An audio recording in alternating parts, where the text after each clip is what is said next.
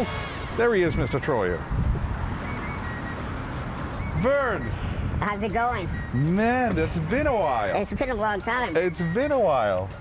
How's it going? That was Amsterdam, apparently 7 years ago. I thought it was longer than that. It feels longer in a way, yeah? Yeah. But it was so cool. It's so Yeah. nice to meet you and here at your house. This is great. No, So thank this you. is your place. Yep, this is my abode, if you want to call it that. Abode. This is the crib. It's a nice area, quiet area. It's not in your typical Beverly Hills area. It's North Hollywood, right? Yeah, North Hollywood. It's perfect for me. I don't need something huge. No. Hey, and I see a cool car there. Yeah, that's my Audi S5. Audi S5. And if you look really close, Verne, what the hell happened? I was actually trying to park. And I turned the wheel too tight and there was a wall there. So I thought I was scraping the tire, but I was scraping my fender. Jeez. So, yeah, I still need to get that fixed. But it begs the question, how do you actually drive the car? I'll show you. Okay. I think it's unlocked. Oh, is it locked? No. Unlocked. Oh, there we go. I've it all adjusted for me. I have extensions that come off the pedals down here. It just clamps on, and they're just raised up to, you know, where my feet are. And I have some pillows that I sit on.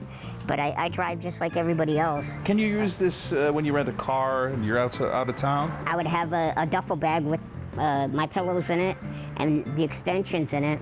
And then, you know, I would take it to a rent-a-car place and attach it to the car, and it takes 10-15 minutes. Okay, you can open the door again. Okay. So yeah, Right. This is how I drive. Does it turn a few heads at times when the people see you drive? I First tried- of all, whoa, who's driving that? And then, oh, it's Verne Troyer. Well, I tried to get my windows tinted dark enough to where they can't see in. Right. Okay, yeah. But so you're when kind I of get anonymous. out, and then it's like, he's driving that. Or that kid is driving Yeah, that. something like that. You know, what I always like to say is, I feel normal, you guys are weird. Good way of looking at things. All right, let's go inside. I'll show you my house. The crib.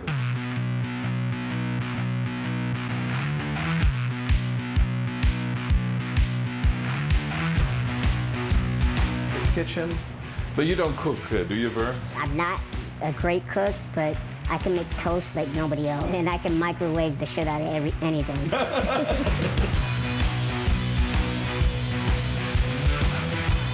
Verne, a Mountain Dew machine in your house. Yeah, I did like an online ad for the company, and I told them I really like Mountain Dew, and they gave me this machine. This is the biggest machine I've ever seen in my life. And how do you fit that through any door? It's impossible. We had to take the slider off and take that inside pole off, and it took like 4 guys to get it in here. Do you like living in Los Angeles? I mean, you live here in Hollywood. I love the weather. Yeah, the weather, yeah. But it wears on you sometimes. Yeah. What exactly? Just the attitude of some Hollywood people. Or the wannabe Hollywood people. Yeah, wannabes. Everybody seems to want something. Yeah. So you got to be careful of who you pick as your friends and things like that. So, because I grew up, you know, where you could trust anybody pretty much. And out here, it's a lot different. Were you a little too naive in the beginning here? Oh, definitely. Yeah. Who to trust? Who to trust and who not to trust, and, you know, about their motives, about, you know, why they want to be your friend. Yeah. Yeah, the culture can't be more different from the Amish culture. Two different extremes. For people in Holland who are not familiar with the Amish term, how would you describe it? They just believe in simple living. No electricity, so they use kerosene for lamps, horse and buggy, obviously. No cars? No cars. No TV? No TV. Some of the kids might have a radio, but those are the rebellious ones. They have to hide it. And we're talking today, right? Yeah. Even today, Yeah. 2017. Yeah. I see pictures there of a farmhouse. Yeah, that was my grandparents' house, where my mom lived. Were you the only one in that community with your condition? Yeah. Yeah, probably because you're one of the few people in the world, right? Or the only one. You have something very specific. It's a rare type of dwarfism. Yeah. It's called cartilage hair hypoplasia. Yeah. And it affects the joints and things. But they say that I'm like one of the smallest, maybe the third smallest. In the world. In the world. And growing up in that community, do you think that was a positive or negative? I think it was a positive because, you know, the way my parents raised me was I had to do everything that my older brother and younger sister had to do. And my whole family's average size. Yeah. So we had a farm, we had cows, we had pigs, we had chickens. I had to help carry wood because we had a wood burning stove to heat the house. So I had to do everything, and that got me, you know, physically in shape to do stunt work and things like that. So I really owe a lot to my parents to, you know, distill that independence and, you know, do things on your own. The physical labor made you stronger. Yeah, and just the attitude my parents had, they didn't treat me any different. So I didn't feel any different.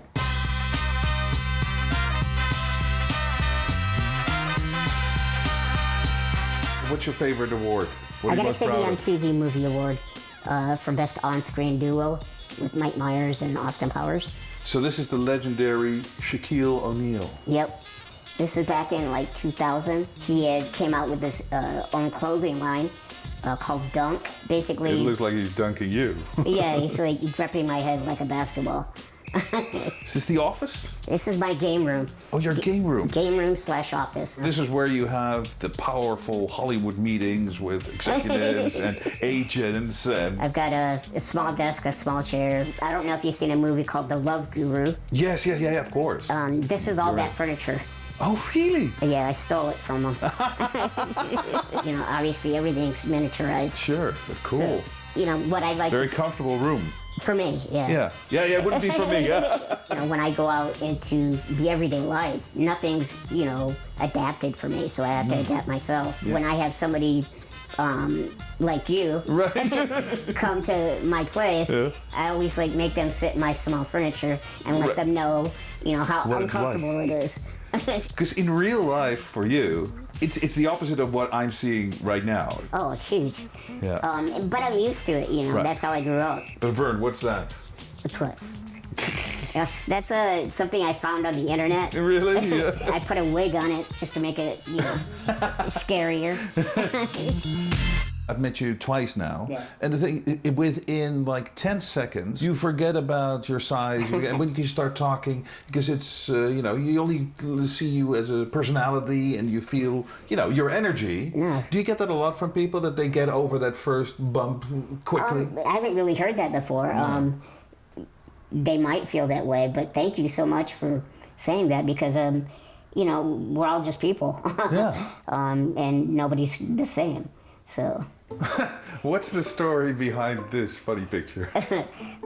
Basically, you know, I talked about Muhammad Ali's celebrity fight night, and this is something they had me do the first time that I went to the event. I had to fight Joe Montana, the football player. Really?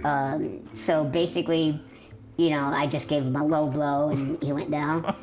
And then little did I know that I had another opponent right after that, which was Evander Holyfield. No way. Yeah, I just danced around a little bit, you know, and took a dive, so he didn't hit me at all. I just... Now that's a memorable night, fighting Evander Holyfield. It was all fun. You know what I really like about your house, What's that? Verne? It's really you. If you have your own house, it should be personal. Yeah. You know, sometimes I just walk through and just look at it. Yeah.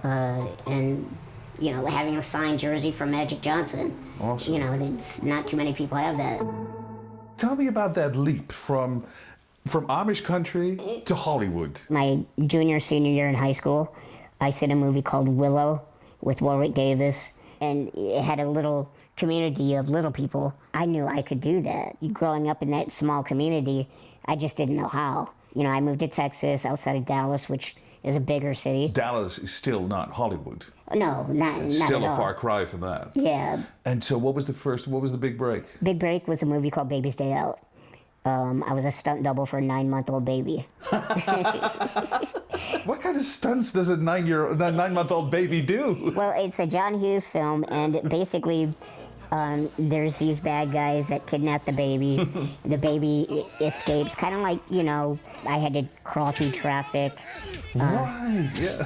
I mean, we couldn't have the baby actually do it. No, that would be a little bit too yeah. dangerous. And then we did some high stuff, like me on a beam and crawling out onto a beam, like 3 stories up. And That moved on to acting. What was the first acting role? I think my first acting role was a movie, Fear and Loathing in Las Vegas. Right. With Johnny Depp and Benicio del Toro. And I'm just walking with a tray or something like that. I'm supposed to be a waiter. And I just push Johnny Depp out of the way and then disappear into some guy's coat, like big trench coat. And the biggest break is naturally the Austin Powers movie. Except 1/8 your size. Breathtaking. I shall call him Mini-Me. I mean, then you became a worldwide phenomenon, really. That was the biggest, I don't know, leap, I guess, because I didn't know what to do, you know, being recognized, you know, wherever you go. And it still surprises me to this day. You know, you travel to Thailand or places like that, like in Thailand, they don't speak English, but they can still say mini-me. Yeah. And I gotta tell you, there is nobody who looks more like Verne Troyer than Verne Troyer. Yeah, pretty much. I know this sounds ridiculous, but there's no second you. Well, I try to wear a hat and sunglasses, but it doesn't help. Somehow people still sort of make the connection. It's like, oh, you don't know, that's Verne, yeah. There's always talk about that they're going to do another one, another installment. It seems like it's picking up more steam here recently. I mean, Mike hasn't really done a lot in a long time. I mean, he's done, produced, and, you know, directed some things, and so he's still busy. Yeah. But, you know, everybody, no matter where I go, that's the first question. Yeah. When is the next Austin Powers? And actually, I don't know. You know, if there is another one, I would love to do it. Just have to wait and see. And here, the great Muhammad Ali. The legend. The legend. Yeah. It's got that famous shot of him standing over Sonny Liston when he knocked him out. And then the glove, I mean... Signed glove. Yeah. It's really rare now.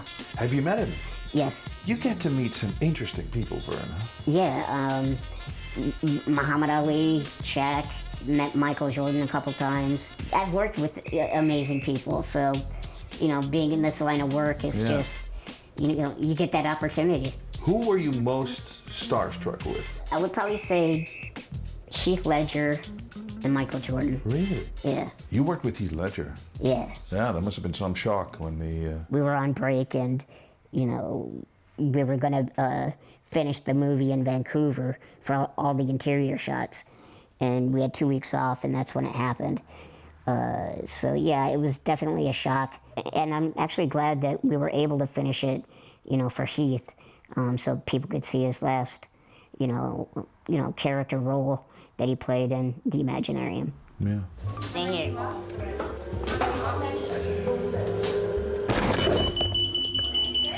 You've also been in the Big Brother house in the UK. Yeah. What was that like? To me, it must feel like prison at times. You know, I had done some other reality shows before that, so I knew a little bit of what to do and what not to do. I didn't really want to do it, but I did it, and it was a good experience. I mean, I'm not going to say it was a bad experience, but what I told the producers, just something that they didn't know, was I told them my eyes were sensitive to the light. Right. So I asked them if I could wear my sunglasses inside. Whenever I was wearing sunglasses, I was asleep. Yeah. So that helped out a lot. That helped a lot. That made time fly by. Yeah. We're gonna go ahead and get the ingredients for my favorite sandwich. It's on sale, $1.99. I save $1. Nice. Your YouTube channel. Yeah. I love it. I love it. You. I love those clips. I love you. I just like seeing Verne Troyer go to the supermarket. I like that. To the grocery store. I like that. I like to see Verne driving his car. That to me is enough. Yeah, I mean, I get a lot of questions from fans, asking me if I can do certain things. What I like about you is, I mean, you have a great sense of humor. Because I saw a picture where you stacked up a few donuts. Just show, how many donuts? How many donuts tall are you? I think it was 26. I mean, as we kept stacking donuts, the bottom ones tend to get flat. And so we had to keep adding more and more and more. But I think it ended up being 26. I saw a picture of you in first class. Now that to me still is the funniest sight, because man, I'm like, look at me, I'm gigantic, I need some leg room, but for you to sit in first class, it was such a funny picture. Well, that's what I try to do. Everything that I try to do, I want to make people laugh. Yeah. But it was like having my own little penthouse in first class. I had my own TV, I had my bed, my chair. It looked as big as a house when you were in that seat. That was so cool. I don't really need it, because just regular seats, I still, can basically almost lay out. Yeah, it's enough. And I think fans also are interested to know is your health. Life expectancy is different for everybody. I don't know if you've ever heard of Billy Barty. Yeah. He has the same type of dwarfism, but he passed away, but he was 72. Yeah. So I don't see, my expectancy really any different than anybody else. There's no actual science or research on this. Nobody knows.